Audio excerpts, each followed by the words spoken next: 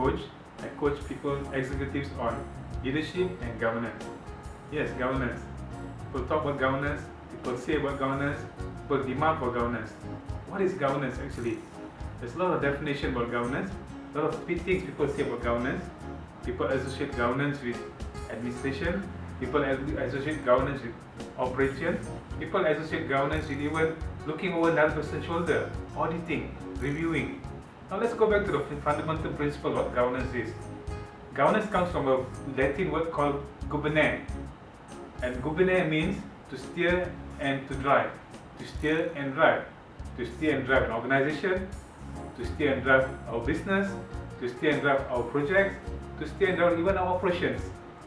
When there is steering and driving, it requires responsibility. Someone has to steer and drive. We have to be organized to steer and drive. When there's steering and drive, it also requires mechanism. How do we steer and drive? So steering and driving requires responsibility, requires mechanism.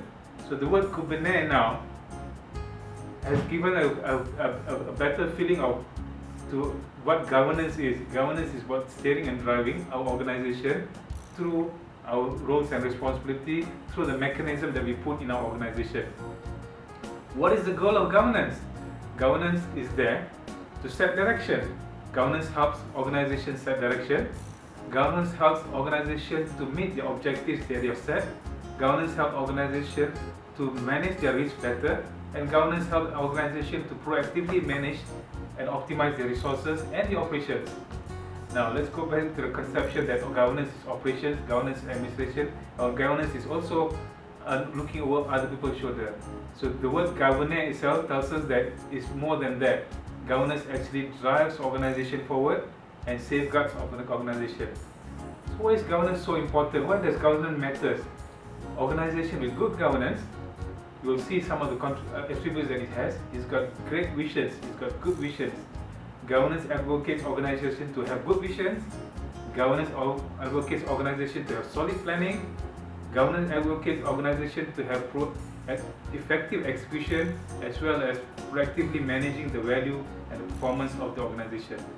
Now when these are all governed very well, good vision, solid plan, effective execution, proactively managing the value and the performance that we require, it creates an assurance to the management. It creates confidence to our stakeholders. It creates investor confidence that investors want to invest in our organization or even our business or operation and projects.